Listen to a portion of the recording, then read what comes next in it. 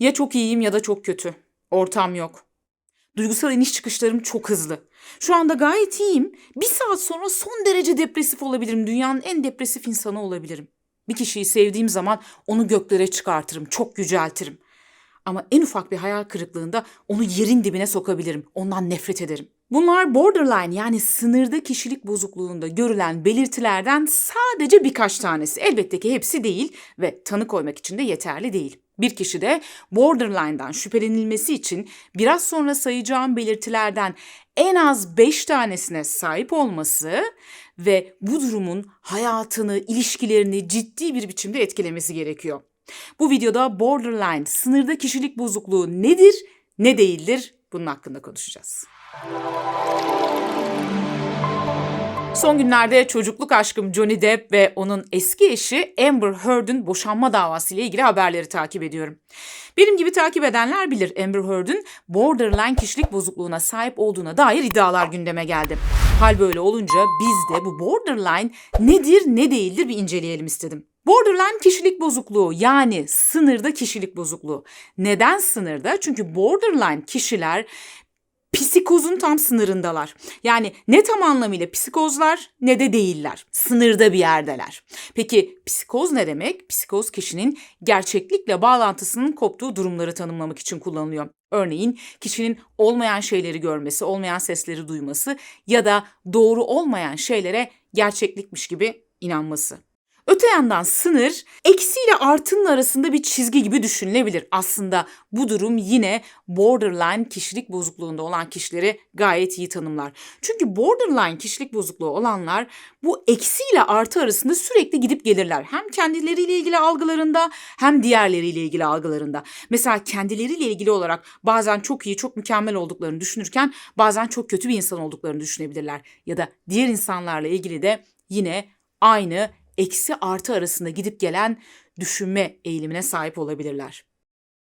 Peki borderline kişilik bozukluğunun belirtileri nelerdir? Şimdi ben biraz sonra bu belirtileri sayacağım. Ancak tekrar belirtmek istiyorum. Bu belirtilerden en az 5 tanesine kişinin sahip olması ve yaşantısının ciddi biçimde bundan etkilenmesi gerekiyor demiştik.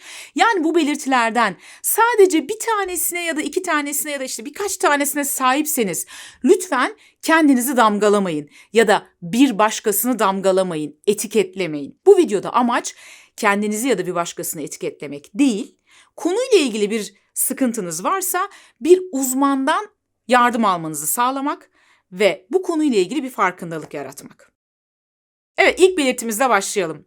Gerçek ya da imgesel bir terk edilmekten kaçınmak için yoğun bir çaba göstermek. Borderline kişiler terk edilmeye karşı o kadar hassaslardır ki en ufak bir uzaklaşmayı ya da aslında terk etme amaçlı olmayan bir davranışa karşı aşırı tepki gösterebilirler. Bunu bir terk edilme olarak algılayabilirler ve güçlü bir kayıp duygusu, o kayıp duygusunun yarattığı hüznü ve değersizlik duygusunu içlerinde yoğun bir şekilde yaşarlar. Bunu sadece karşı cinsle olan ilişkilerinde değil, örneğin arkadaşlık ilişkilerinde de yaşayabilirler. Örneğin bir arkadaşıyla yemek yiyecek ve bunun için sözleşti ve arkadaşı geç geldi ya da arayıp bir işi çıktığını ve gelemeyeceğini söyledi. Borderline kişi bu sırada bunu öğrendiği an ciddi bir değersizlik ve yoğun bir öfke duygusu yaşayabilir. İlişkilerinde terk edilme korkusuyla yoğun bir şekilde harekete geçebilir, karşı tarafa yapışabilir onun onu terk etmemesi için ya da tam tersine kendisinden uzaklaştırabilir. Yani nasıl olsa beni terk edecek bari önce ben terk edeyim gibi bir yaklaşım sergileyebilir. Bu yüzden de yani bu terk edilmekten kaçınmanın etkisiyle ilişkilerinde gerek aşk ilişkilerinde gerek arkadaşlık ilişkilerinde, akrabalık ilişkilerinde ciddi problemler yaşar. Gözünde aşırı büyütme, göklere çıkarma ve yerin dibine sokma uçları arasında gidip gelen gergin ve tutarsız kişiler arası ilişkiler örüntüsü. Yani bu ne demek oluyor? Genellikle bir kişiyi bir süreliğine son derece idealleştirirler, yüceltirler. Bütün iyi özellikleri o kişiye yüklerler. O kişi dünyanın en mükemmel insanıdır, en güzelidir, en yakışıklısıdır, en iyilikseveridir. Fakat en ufak bir hayal kırıklığının ardından birdenbire o kişiyi yerin dibine sokarlar. O kişi yalancıdır, tutarsızdır, güvenilmezdir. Birdenbire o kişilerle ilgili fikirleri hızlıca değişebilir. Evet, üçüncü özelliğimiz kimlik karmaşası. Şimdi aynı o uçlar arasında gidip gelme, o algıdaki uçlar arasındaki gidip gelmenin aynısı aslında kişinin kendisiyle ilgili de söz konusudur.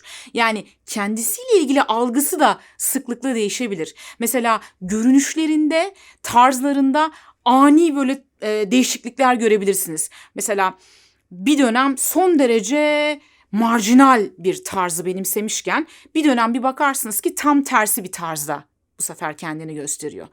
Ya da kendileriyle ilgili, değerleriyle, gelecek planlarıyla, kariyer planlarıyla ilgili, arkadaş seçimleriyle ilgili, hatta bazen cinsel tercih seçimleriyle ilgili olarak bile değişiklikler gösterebilirler. Öte yandan kendilerine dair algıları da değişiklik gösterir. Bazen kendilerini çok iyi bir insan olarak algılarken bazen de kendilerini dünyanın en kötü, en iğrenç insanı olarak algılayabilirler. Ve dördüncü belirtimiz kendisine kötülüğü dokunabilecek en az 2 alanda dürtüsellik. Dürtüsellik ne demek? Kişinin sonucunu düşünmeden davranma eğilimi, bir şekilde isteklerini erteleyememe, davranışlarına limit koyamama eğilimi diyebiliriz. Örneğin aşırı derecede düşünmeden para harcamak ya da madde kullanımı, işte aşırı derecede içmek, güvensiz, tehlikeli bir şekilde araba kullanmak ya da tıkınırcasına yemek yemek gibi en az 2 alanda kendisine zarar verecek derecede bir dürtüsel davranış göstermesi gerekiyor. Ve 5. maddemiz intihar girişimleri ya da kendisine zarar verecek davranışlar. Ne yazık ki borderline kişilik bozukluğunda bazı durumlarda yineleyici intihar girişimleri ya da intihar davranışları görebiliyoruz.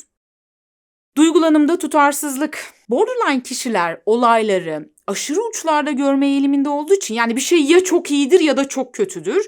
Dolayısıyla duygulanımları da içine girdikleri duygu durumları da bundan etkileniyor.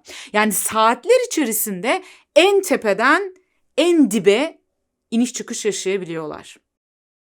Süreyen bir boşluk duygusu yani devam eden sürekli bir boşluk duygusu hissetme. İçlerinde çok derin bir biçimde boşluk duygusu yaşıyorlar ve bununla mücadele ediyorlar. Uygunsuz yoğun bir öfke ya da öfkeyi denetlemekte güçlük çekme. Borderline kişiler çok sık biçimde kendilerini öfkeli hissederler. Aslında belki de ortada ciddi bir biçimde öfkelenmelerini gerektirecek bir şey yokken bile öfkelenebilirler. Diğerlerine karşı sık sık sözel ya da fiziksel saldırılarda bulunabilirler. Bazılarında ise bu öfke dışarıya dönmez de yani diğerlerine fiziksel ya da sözel saldırı değil de kendi içlerine dönebilir bu öfke ve depresyon ya da anksiyete gibi durumlar yaşayabilirler. Zorlanmayla ilintili gelip geçici kuşkulu düşünceler ve ağır çözülme belirtileri. Burada neyi kastediyoruz? Herhangi bir stresli durumda bu kişiler diğerlerinin onlara yanlış yapmaya çalıştığına dair paranoyakça düşünceler geliştirebilirler. Sanki herkes onlara karşı bir şeyler yapması lazım. Dolayısıyla bazı insanları hayatlarından çıkarabilirler. Bunun dışında herhangi bir stres durumunda ağır çözülme belirtileri dediğimiz kendine yabancılaşma durumu yaşayabilirler. Kendi vücutlarından ayrıymış gibi kopuk hissedebilirler. Kendilerini dışarıdan görüyormuş gibi hissedebilirler. Kendi vücutları kendilerine ait değilmiş gibi hissedebilirler. Bunlar geçicidir. 9 tane belirti saydım size. Tekrar ve önemli belirtmek istiyorum. Lütfen bu belirtilerden 1-2 tanesine sahibim diye hemen kendinizi ya da başkalarını etiketlemeye çalışmayın. Zaman zaman hepimiz kendimizi geçici olarak kötü hissedebiliriz, dengesizleşebiliriz, öfkelenebiliriz, boşluk duyguları yaşayabiliriz. Bu bizim borderline olduğumuz anlamına gelmez. Saydığım belirtilerden en az 5 tanesini ciddi biçimde yaşıyorsanız lütfen bir ruhsal sağlık uzmanından yani bir psikiyatri hekiminden ya da uzman bir klinik psikologdan yardım almayı unutmayın. Bir sonraki videoda görüşürüz. Bu arada kanala abone olmadıysanız lütfen abone olmayı unutmayın.